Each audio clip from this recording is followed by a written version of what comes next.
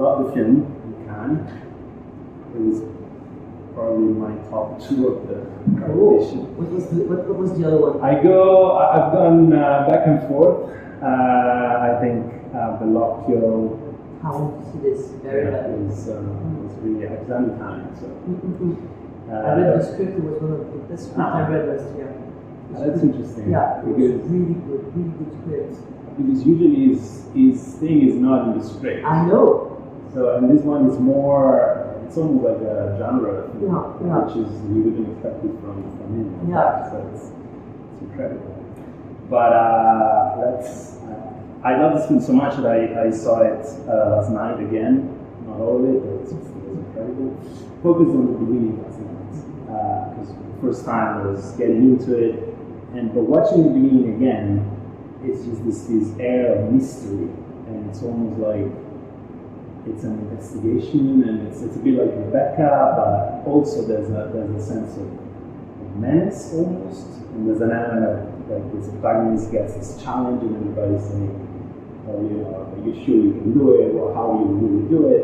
So tell me this entrance into the story, and this sense of, which is not what you would expect for the themes that develop later on, but there's a very strong sense, I thought, of atmosphere, of almost something sinister, something profoundly challenging at the beginning.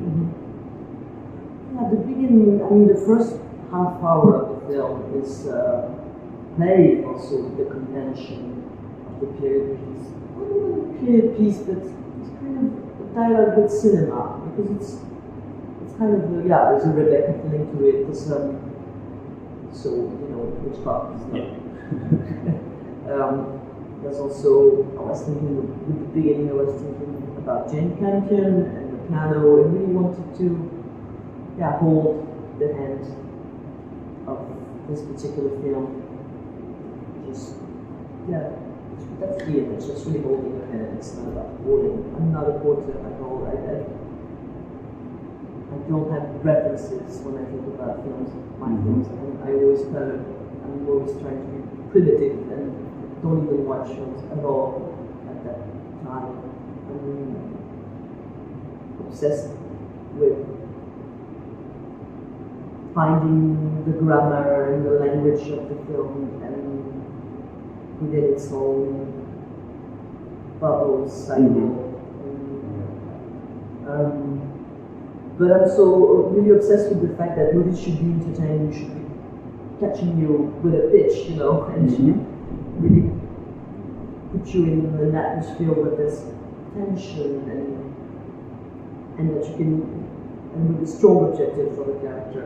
But this time, the program is then changed, and that's also a way keep it surprising, it's not a way to abort the mission. It's really a way to actually, keep surprising the viewer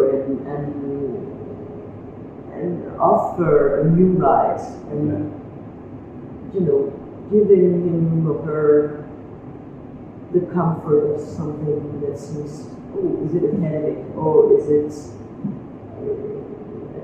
kind of a spy story, and then becoming a whole other thing. That was the most difficult thing to craft, I guess. I remember that on second viewing of this film, because my first reaction was, this is not just about this love story, but it's also, and it didn't need to be probably.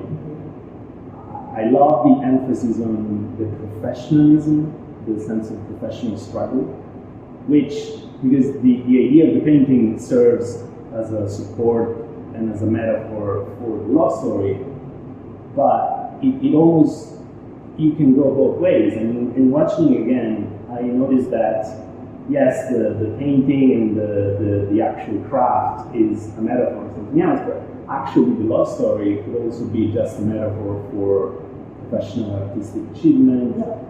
And so, tell me if that was conscious, and because there's a perfect balance there, which I think is really strength of the film, because it's not just about a pretext to make it about the two characters. Yeah, the movie's been really, really playful with its metaphors or with its dispositive, trying to harvest the whole potential, and also the whole fun of this situation. Like, for instance, and so it's love. It's a movie about love and creation, but like really, like how intricate they are, like how. And I wanted people to kind of get lost. I was kind of lost.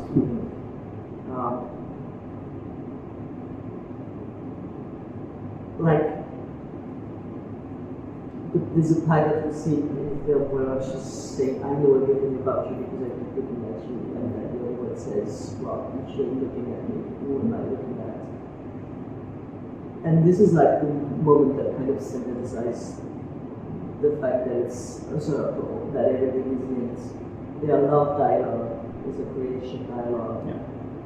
Their love, the film is mise en scène, is building this love dialogue, but maybe it's this love dialogue that is actually building the mise en scène. And I had a lot of pleasure of getting lost even in this. And even, when we were shooting, I mean, I was looking at, my DP was looking at a woman looking at another woman, and I was looking at the woman looking at the other woman, and it was this whole circle of looks that of course was crafted very accurately, but that was richer than what I would have expected. I love this idea of the act of looking as it's almost like an act of conquest, of defining oneself, that you have to escape. And I love that Valeria Golino says that she enters the room, she's confronted with her own image, and it's as if she was waiting for me. Yeah. And I don't know if that to you, because the character really has an air of defeat to her, like in a way she's being swallowed by the system.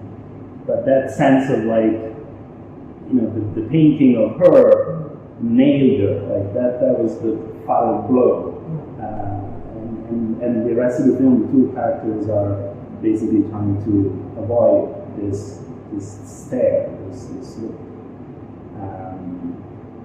How was it working with Valeria to craft this character that is, in a way, she's just losing this game of stares? That was, she talks about it better than I do because she's radical, and it was difficult because she was there only 3 days. It was the end of the shoot, and she came up in a world that was already existed, But it was, of course, scheduled like that because she said she was terrified. I terrorized her because we're friends and we have a lot of fun. I picked her also because I didn't want this character to be this, the grumpy old woman, bitter, very old. I wanted this woman to be 50, to be beautiful, to have her own desire. And she laughs because Marianne speaks Italian and she just lights up. Alive, and to be frank, honest, and that there would be no, even though there's a hierarchy, still, we don't need that hierarchy much because she when we talk, it's really horizontal. I was obsessed with the equality within the characters. And now she entered that world being really because of us. I want to be really content in making her like stillness, working on the stillness, which I think is something she had not done.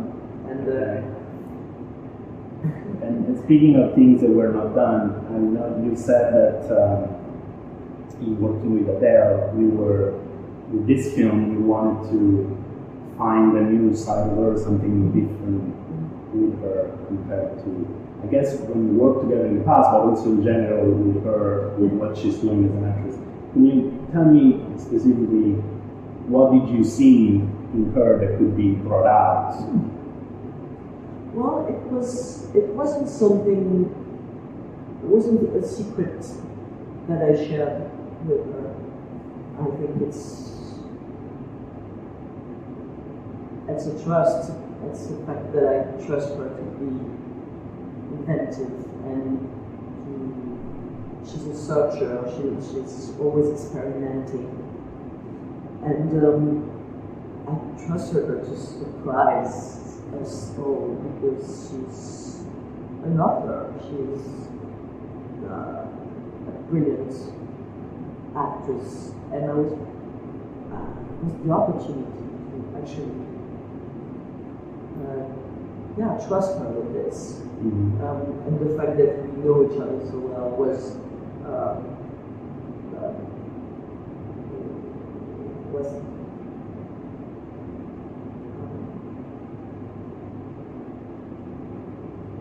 actually the starting point of trust. So it was like, I know she can do like this or like that. I know the potential, and how she's a searcher. But you know, the funny thing is that in Waterloo's, we built the character as a femme fatale, which she has not done then. You know, so it wasn't about. I think we always have been working on building the characters together and freeing her of the strong position that she is, and that was totally welcome, really welcome in French cinema as a new burst and as a new femininity that was contemporary, modern, and I love that about German literature. Also, you know, I saw that blooming and was amazed and happy as everyone that it happened. But she can be anything, and we should trust her with this. And we meet at the point where we knew ourselves, you know, and give us strength.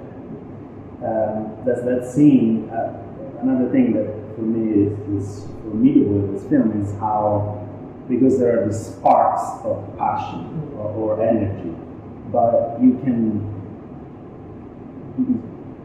do passion, you can make the passion explode, but there's a way of killing it immediately afterwards. And there's the scene where the first time that they try the Vivaldi at the piano, and it's just like, maybe it's because I was rewatching it, so I know what that brings at the end, like the energy of the climax. But like, you get so anxious when they start playing, and you feel it rising. But then it's brutal. It's like in 2 seconds, the magic goes away. Like she forgot, or I don't know, I forgot how to play. That scene, I don't know, it's 5 seconds from when the notes start and when it just dies, but tell me about that process of, because it's so difficult to micromanage that level of dialing it up and then dialing it down. Yeah. Well, that was the whole process of writing and then finding the rhythm of that. You know, slow burn is always a risk, and I love it. I think it's kind of a genre, and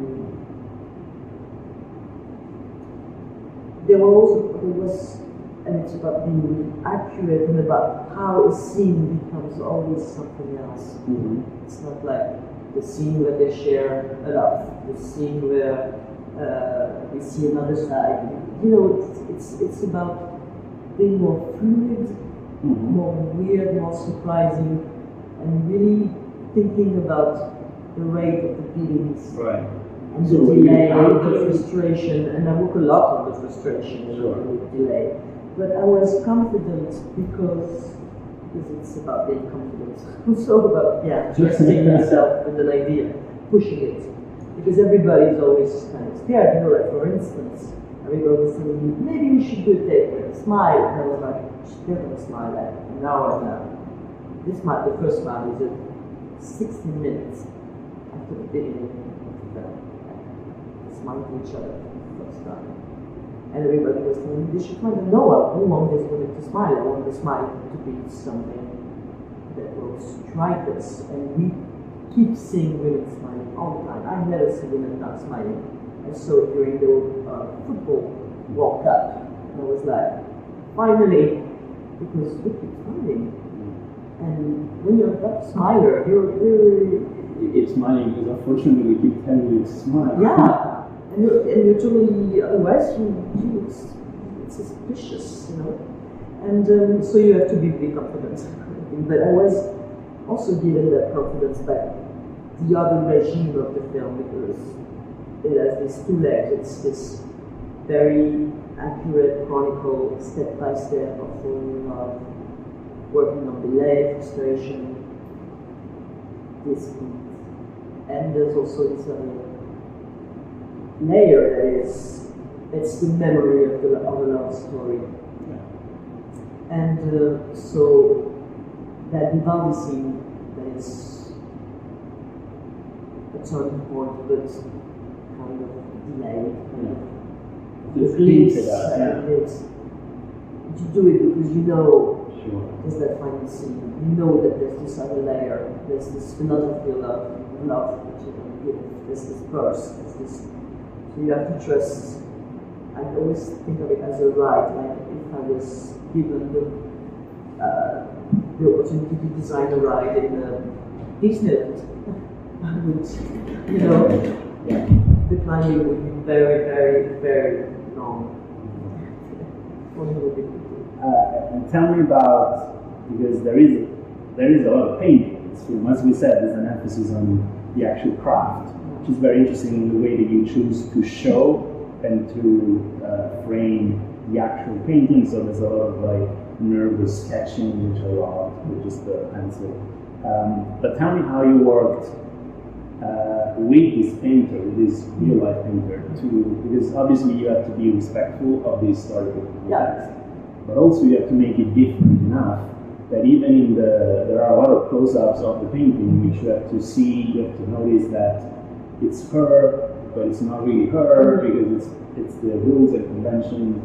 So how did you make it, again, as a fine-tuning in making it suited to the story and the moment of the character? That was super hard. Frankly, that I was ignorant of how hard it would be. We were all. And, it wasn't hard in the editing room. It was the process of taking all this. It was really hard. The basic thing is, you have to take the real. You have to stay to be true to the history, the real pigments, the real canvas, the real thing. So this is all accurate. Then I met this painter on Instagram because I didn't want to work with a copyist or a cinema painter or somebody from the Louvre who didn't know exactly restore painting. I wanted it to be a young painter, a French painter from today. And I met the body of work of Hélène Delmer, and she's very, she's painting oil, and she's much more in the tradition of the 19th century, and that's what she studied. So that's why it's kind of avant-garde, you would say. But the thing is, I wasn't obsessed with the work, with the final work. We hardly get a glimpse of what it looks like. It's not about is it going to be good, is it a masterpiece or whatever, is it going to be tricky, blah, blah, blah. It's about the layers, the work. So we decided, we took shots over there, and we decided which company we were going to paint, what was going to be the difference between them, because I didn't want it to be lousy with the other one. Exactly, so, you can make, they still need to be competent, which is why if you're not in that moment, how do you do the... You think a lot, and so then you go in, I know it was also a strong collaboration with the DP, who was really thinking about this. So we went and we watched her paint the whole painting, and we were like, okay, maybe we should look at this part, maybe this part, because I want people to talk about the job, not about, how beautiful is it going to be. And because also I wanted, we should decide for it, and I didn't want it to be cut in the editing room. So that pick a moment that was interesting and not too long. so that we wouldn't edit it. So that's how we, and but kind of a period, because when you see that the layers, what is fascinating is when you see the first layers, you see modernity. You see that contemporary is about. It's always ideas. It's what, how far do you go? How far do you go in being the more you make it for the story, I guess the farther you go from possibility of the time. So it's pretty hard. Okay, well, thank you. Well, thank you.